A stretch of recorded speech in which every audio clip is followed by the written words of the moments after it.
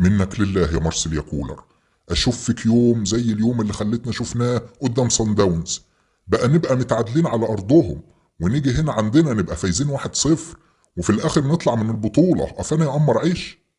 معلش يا كابتن خطيب، اصل انا بعد ما جبنا الجون كنت عايز أأمن واحافظ على النتيجة زي ما هي كده، بس العيال بتوع صن داونز فاجئوني وعملوا معايا السليمة. وبعدين يرضيك يعني الجماهير تحدفني بأزايز المية من المدرجات وانا راجل كبير في السن كده؟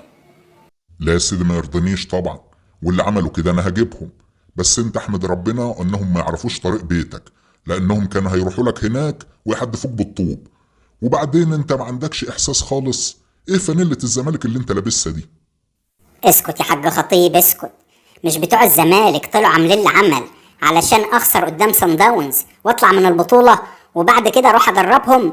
ده انا كل ما افتح الدولاب في البيت الاقيه مليان تيشيرتات الزمالك، فرحت لبست التيشيرت ده وجيت بدل ما اطلع من غير هدوم. يا ريتك كنت طلعت من غير هدوم. وبعدين يا سيدي انا من ناحيتي هخلص لك كل حاجة واديك بقى فلوسك وتروح بقى تدرب الزمالك، تدرب المهندسين، اللي انت عايز تعمله براحتك. بقى كده يا كابتن بيبو؟ بكل سهولة كده؟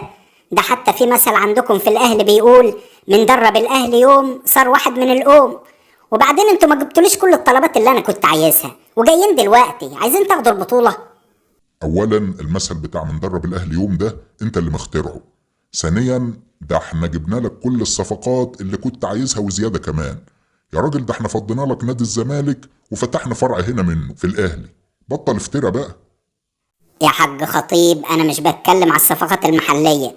وبعدين أنا كنت طالب منكم كريستيانو رونالدو علشان يجي الأهلي، وانتوا رحتوا جبتولي محمود تريزيجيه وقلتولي ده كريستيانو العرب.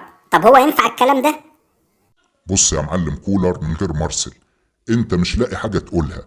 الفرقة اللي معاك دي انا لو جبت الكابتن سيد عيد يدربهم هياخد بهم كاس العالم الكبير مش بطولة افريقيا.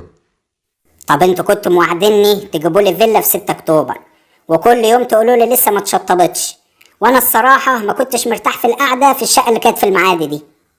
وكمان عايز فيلا؟ يا اخي اتقي الله، ده انت اكل شارب نايم ببلاش على حساب النادي، وكل يوم تطلب من قصر الكبابجي ومصمت السيدة وفرغلي وبلبن، وكله ده احنا اللي كنا بنحاسب عليه. ماشي يا ابو الكباتن، انا همشي خلاص، وابقوا خلوا بقى كيروش اللي هتجيبوه ينفعكم ويجيب لكم بطولات.